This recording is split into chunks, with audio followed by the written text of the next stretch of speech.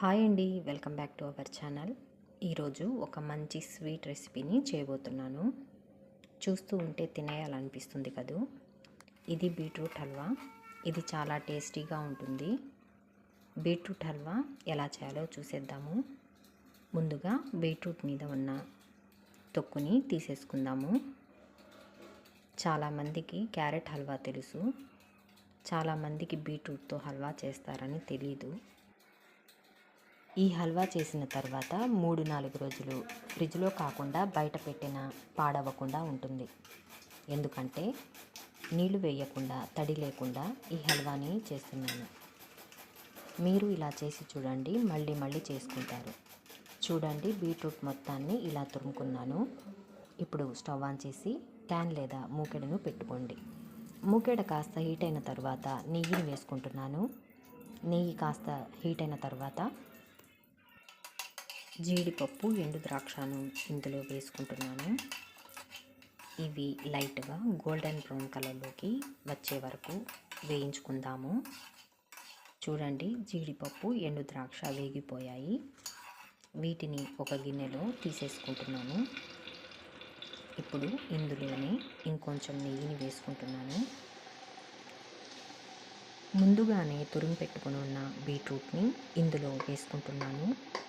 ఈ బీట్రూట్ని లో ఫ్లేమ్లోనే వేగనివ్వాలి. ఇలా ఒక 10 లేదా 15 నిమిషాలు వేగిన తర్వాత బీట్రూట్ ఇలా దగ్గరకు వచ్చేస్తుంది. ఇప్పుడు ఇందులో బెల్లాన్ని వేసుకుంటున్నాను.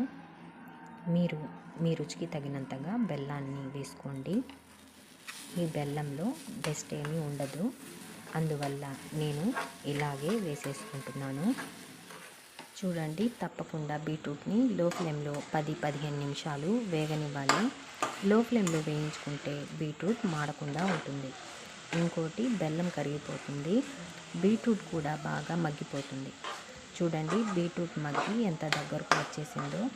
ఇంకోటి, బీట్రూట్కు నెయ్యి ఫ్లేవర్ బాగా పట్టుకొని హల్వా బాగా రుచిగా ఉంటుంది.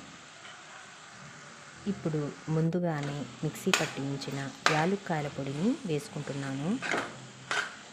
చూడండి, బెల్లం మొత్తం కరిగిపోయింది. బీట్రూట్ హల్వా ఎంత మంచి న్యాచురల్ కలర్ వచ్చేసిందో. ఇప్పుడు ఇందులో ముందుగా వేయించుకొని ఉన్న జీడిపప్పు, ఎండు ద్రాక్షను వేసుకుంటున్నాను. ఇప్పుడు ఈ మొత్తాన్ని ఒకసారి బాగా కలుపుకుందాము. ఇప్పుడు బీట్రూట్ హల్వా చల్లారిన తర్వాత పిస్తా పప్పు, బాదం పప్పుతో పైనుంచి గార్నిష్ చేసుకొని సర్వ్ చేసుకోండి. చాలా బాగుంటుంది. ఈ వీడియో మీకు నచ్చింది అనుకుంటున్నాను.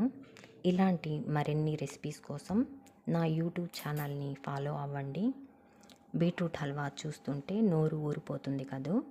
ఇలానే నేను చూపించిన విధంగా బీట్రూట్ హల్వాని చేసుకోండి, చాలా బాగుంటుంది.